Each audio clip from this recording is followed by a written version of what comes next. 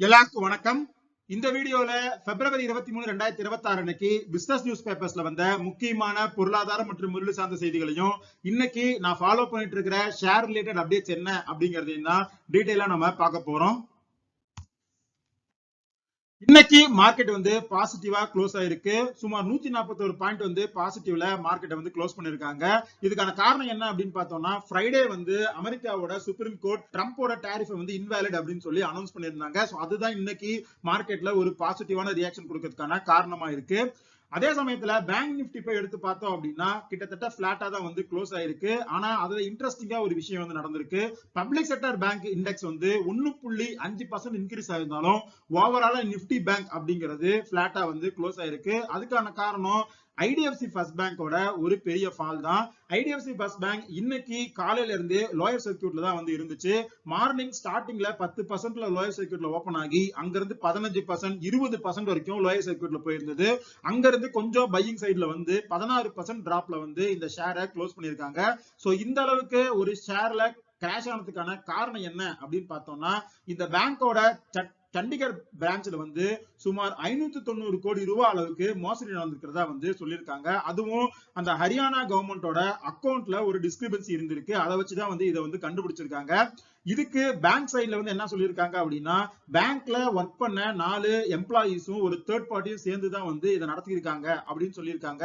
இதுக்கு ஆக்ஷன் எடுக்கும் விதமா அந்த 4 பேரையும் நாங்க டிஸ்மிஸ் பண்ணியிருக்கோம் அப்படின்னு சொல்லியிருக்காங்க. மேலும் கேபிஎம்ஜி ஆடிட் அப்படிங்கிற கம்பெனி மூலமா ஃபாரன்சிக் ஆடிட்டுக்கும் வந்து உத்தரவு போட்டிருக்கோம் அப்படிங்கிற மாதிரி ஒரு கிளாரிபிகேஷனை ஐடிஎஃப்சி பேங்க் வந்து கொடுத்திருக்காங்க.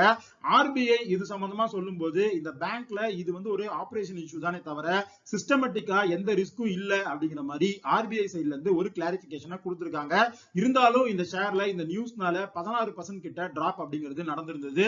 நான் இன்னைக்கு ஒரு 2-3 குவான்டிட்டி மட்டும் நான் கன்சிடர் பண்ணியிருந்தேன். ஏன்னா என்னோட ஆவரேஜ் பிரைஸ் கிட்ட வந்து இந்த ஷேர் வந்திருக்கு.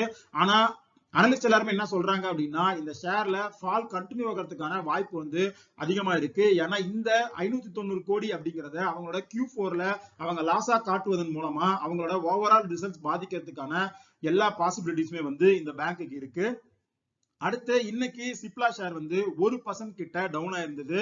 அதுக்கான காரணம் என்ன அப்படின்னு பார்த்தோம்னா, லாஸ்ட் குவார்டர்ல இந்த ஷேர்ல ஒரு பெரிய ஃபால் இருந்தது. அதோட ப்ராப்ளம் அப்படிங்கிறது தான் திரும்ப கண்டினியூ ஆயிருக்கு.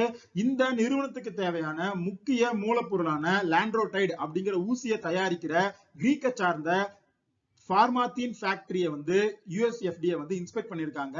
அதுல இன்ஸ்பெக்ட் பண்ணி முடிச்சுட்டு 9 அப்சர்வேஷன்ஸ் வந்து ஐடென்டிஃபை பண்ணிருக்காங்க. சோ அதனால அந்த ஒட்டுமொத்த ஃபேக்டரியுமே அபிஷியல் ஆக்ஷன் இண்டிகேட்டர் OAI அப்படிங்கிற அந்த டேகுக்குள்ள வந்து கொண்டு வந்திருக்காங்க. சோ இது வந்து ஒரு நெகட்டிவா பார்க்கப்படுது. இதனால இந்த சிப்லாவோட அந்த மூலப்பொருளுக்கு வர இன்ஃப்ளோ அப்படிங்கிறது பாதிக்கப்படலாம் அப்படின்னு சொல்லி மார்க்கெட் பயப்படுது. சோ அதனாலதான் இன்னைக்கு இந்த ஷேர் 1% கிட்ட டவுன் ஆயிருக்கு. போன குவார்டர்ல இருந்தே இந்த கம்பெனியோட ஷேர்ஸ் வந்து கீழே விழுந்ததுக்கான காரணம் வந்து இந்த லாண்ட்ரோடைடு மருந்து சார்ந்து வர நியூஸ் தான். இதே சமயத்துல எல்ஐசி வந்து இந்த சிப்லா ஷேர்ல வந்து பையிங் பண்ணிட்டு இருக்காங்க அப்படிங்கிற மாதிரி வந்து ரிப்போர்ட் கொடுத்திருக்காங்க.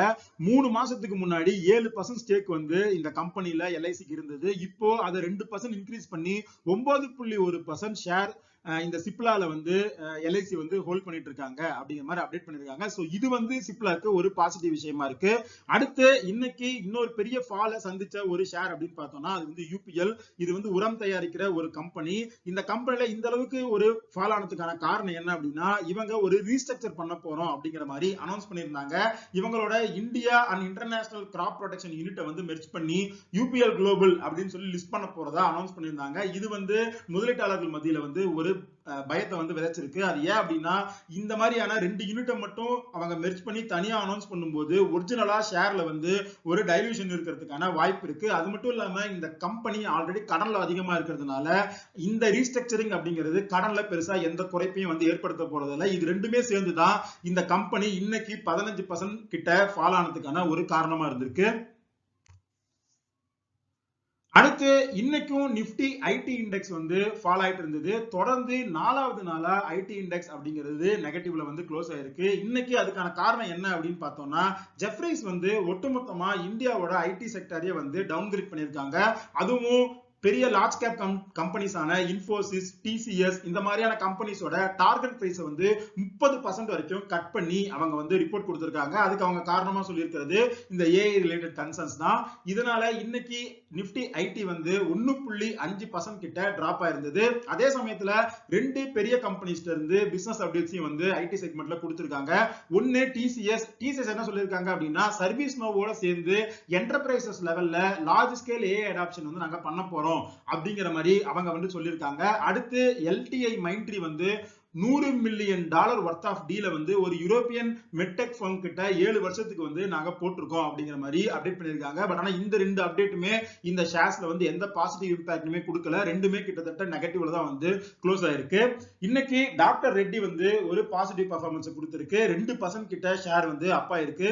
இதுக்கான காரணம் என்ன அப்படின்னு பார்த்தோம்னா, மூட்டு வலி சார்ந்த மருந்துகள்ல பயன்படுத்துற அந்த ஒரன்சியா ட்ரக்கோட பயோசிமிலர் மருந்துக்கான டிஎல்ஏ அப்ளிகேஷனை வந்து அமெரிக்காவோட எஃப்டிஏ வந்து பரிசீலனைக்கு ஏத்துக்குச்சு. சோ இதை வந்து அப்ரூவ் பண்ணும் பட்சத்துல டாக்டர் ரெட்டிக்கு அந்த பயோசிமிலர்ல ஒரு ஃபர்ஸ்ட் மூவர் அட்வான்டேஜ் வந்து கிடைக்கும். சோ அது வந்து அவங்களோட சேல்ஸ்ல ஒரு பாசிட்டிவ் இம்பாக்ட் கொடுக்கும் அப்படிங்கிற மாதிரி வந்து ரிப்போர்ட் சொல்லியிருக்காங்க. சோ இதனால இன்னைக்கு இந்த ஷேர் வந்து 2% அப் ஆயிருக்கு. அது மட்டும் இல்லாம இந்த கம்பெனியோட கோ சேர்மன் அப்புறம் எம்டி ஜிவி பிரசாத் வந்து என்ன சொல்லியிருக்காரு அப்படின்னா, ஜெனரிக்ஸ் அப்படிங்கிறது தான் எங்களோட கோர் பிசினஸா இருக்க போகுது. ஆனா அதே சமயத்துல பயோசிமிலர்லயும் இனோவேஷன்லயும் வந்து நாங்க இன்வெஸ்ட் பண்ணி எங்களோட growth வந்து கொண்டு வர போறோம் அப்படிங்கிற மாதிரி வந்து அப்டேட் பண்ணிருக்காரு.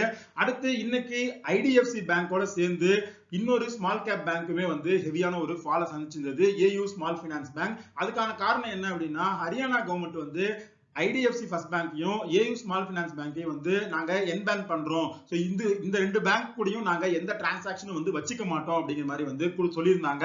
இதனால இன்னைக்கு இந்த ஷேர் 5% கிட்ட கரெக்டா இருக்கு. ஆனா இந்த ஷேரோட வேல்யூவேஷன் அப்படிங்கிறது ரொம்ப அதிகமா இருக்கு. புக் வேல்யூ பாத்தீங்க அப்படின்னா 4 மடங்குக்கு மேல வந்து இந்த ஸ்மால் பினான்ஸ் பேங்க் ட்ரேட் ஆயிட்டு இருக்கு. அடுத்து இன்னைக்கு ஆக்சிஸ் பேங்க்ல வந்து ஒரு 1.5% கிட்ட பாசிட்டிவா வந்து ட்ரேட் ஆயிட்டு இருந்தது. அதுக்கான காரணம் என்ன அப்படின்னா, கிரெடிட் ஆக்சிஸ் கிராமின்ல ஒரு ஸ்டேக்கை வந்து வாங்குறதுக்கு ஆக்சிஸ் பேங்க் வந்து பிளான் பண்ணிட்டு இருக்காங்க அப்படிங்கிற மாதிரி ரிப்போர்ட் வந்திருந்தது. ஆனா ஆக்சிஸ் பேங்க் அந்த ரிப்போர்ட்ஸ் எல்லாத்தையுமே வந்து டினை பண்ணிருக்காங்க. நாங்க அந்த மாதிரி எந்த ஸ்டேக்கையும் வந்து கிரெடிட் ஆக்சிஸ் கிராமின்ல வந்து வாங்க போறது இல்ல அப்படிங்கிற மாதிரி கிளாரிஃபை பண்ணிருக்காங்க. அடுத்து இன்டர்நேஷனல் லெவல்ல என்னென்ன நியூஸ் இருக்கு அப்படிங்கறத பார்க்கலாம். ஃபர்ஸ்ட், ட்ரம்ப் வந்து அந்த உலக நாடுகள் மேல போட்ட டாரிஃப் வந்து 10% இருந்து 15% இன்க்ரீஸ் பண்ணிருக்காரு. ஃப்ரைடே வந்து சுப்ரீம் கோர்ட் வந்து இந்த முன்னாடி ட்ரம்ப் போட்ட எல்லா டாரிஃபையும் வந்து இன்வாலிட் அப்படிங்கிற மாதிரி வந்து சொல்லியிருந்தாங்க. அதுக்கப்புறம் ட்ரம்ப் வந்து அமெரிக்காவோட 1974 ட்ரேட் ஆக்ட் செக்ஷன் 122க்கு கீழே உலக நாடுகள் மேல 10% வந்து யூனிஃபார்ம் டாரிஃப் வந்து போடுறேன் அப்படிங்கிற மாதிரி வந்து அனௌன்ஸ் பண்ணியிருந்தாரு. திரும்ப சண்டே வந்து அந்த 10% 15% வந்து இன்க்ரீஸ் பண்ணியிருக்காரு.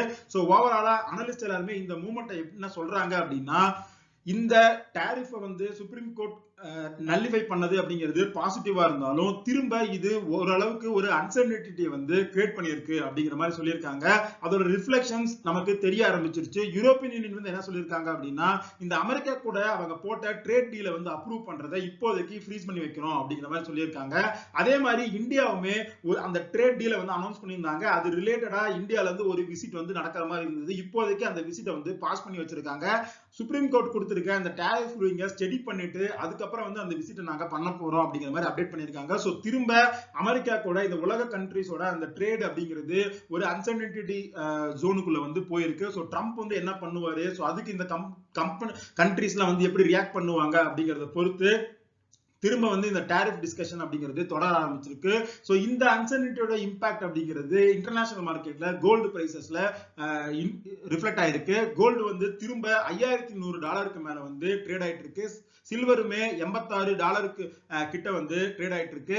டொமஸ்டிக் மார்க்கெட்ல 22 கேரட் கோல்டு கிராமுக்கு $180 இன்க்ரீஸ் ஆகி $14860 அப்படிங்கிற ரேஞ்சில வந்து ட்ரேட் ஆயிட்டு இருக்கு. அமெரிக்கன் மார்க்கெட்ல பார்த்தோம் அப்படின்னா இன்னைக்கு நாஸ்டாக், S&P 500, டவ் இது எல்லாமே ஃபியூச்சர்ஸ் வந்து நெகட்டிவ்ல தான் வந்து ட்ரேட் ஆயிட்டு இருக்கு. சோ இதுக்கான காரணம் என்ன அப்படின்னா, ட்ரம்ப் வந்து 15% டாரிஃப் போட்டதுனால திரும்ப அமெரிக்கன் மார்க்கெட்ல ஒரு செல் ஆஃப் வந்து இன்னைக்கு நடக்கலாம் அப்படிங்கிற மாதிரி வந்து சொல்லியிருக்காங்க. அது மட்டும் இல்லாம பிட்காயின்ல செல் ஆஃப் அப்படிங்கிறது ரொம்ப ஹெவியா இருந்திருக்கு. $65,000க்கும் கீழே பிட்காயின் வந்து ஸ்லிப் ஆகி போயிட்டே இருக்கு. சோ ட்ரம்போட இந்த டாரிஃப் அன்சர்டனிட்டி அப்படிங்கிறது கிட்டத்தட்ட 5% டிராப் வந்து பிட்காயின்ல ஏற்படுத்தியிருக்கு அப்படிங்கிற மாதிரி வந்து சொல்லியிருக்காங்க. அடுத்து இந்தியன் மார்க்கெட்ல இந்த ETF அண்ட் ஃபண்ட் ஆஃப் ஃபண்ட்ல இன்வெஸ்ட் பண்றது அப்படிங்கிறது இன்க்ரீஸ் ஆயிருக்கு அப்படிங்கிற மாதிரி வந்து ரிப்போர்ட் கொடுத்திருக்காங்க. ஜனவரி 2025ல வெறும் 371 கோடி தான் இந்த இடிஎஃப்லயும் ஃபண்ட் ஆஃப் ஃபண்ட்லயும் வந்து இன்வெஸ்ட் பண்ணிருந்தாங்க இன்வெஸ்டர்ஸ். ஆனா இது ஜனவரி 2026ல 1441 கோடியா வந்து இன்க்ரீஸ் ஆயிருக்கு. சோ கிட்டத்தட்ட 300% மேல ஒரு இன்க்ரீஸ் வந்து நடந்திருக்கு. இதுக்கான காரணம் என்ன அப்படின்னா கோல்ட் அண்ட் சில்வர் இடிஎஃப்ல இன்வெஸ்ட் பண்றது அப்படிங்கிறது கடந்த ஒரு வருஷத்துல பயங்கரமா வந்து இன்க்ரீஸ் ஆயிருக்கு. சோ இதனாலதான் ஓவராலா ETF and fund of fund இது ரெண்டுலயுமே பண்ண இன்வெஸ்ட்மெண்டோட அந்த எஸ்ஐபி அப்படிங்கிறது 4 மடங்கு கிட்ட இன்க்ரீஸ் ஆயிருக்கு அப்படிங்கிற மாதிரி சொல்லியிருக்காங்க. சோ இதெல்லாம் தான் இன்னைக்கு பிசினஸ் நியூஸ் பேப்பர்ஸ்ல வந்த முக்கியமான பொருளாதாரம் மற்றும் முதலீடு சார்ந்த செய்திகள். இந்த வீடியோல நம்ம டிஸ்கஸ் பண்ண எல்லா விஷயங்களும் ஒரு இன்ஃபர்மேட்டிவ் பர்பஸ்க்கு தான். நீங்க இன்வெஸ்ட் பண்றதுக்கு முன்னாடி பர்சனலா ரிசர்ச் பண்ணிட்டு ஒரு செபி ரிசர்வேட்டை செக் பண்ணிட்டு அதுக்கப்புறம் இன்வெஸ்ட் பண்ணுங்க. இந்த வீடியோ பிடிச்சிருந்தா இந்த வீடியோ லைக் பண்ணுங்க, நம்ம சேனலை சப்ஸ்கிரைப் பண்ணுங்க. இதே மாதிரி நாளைக்கு வீடியோல நான் உங்களை மீட் பண்றேன். அது வரைக்கும் நன்றி, வணக்கம்.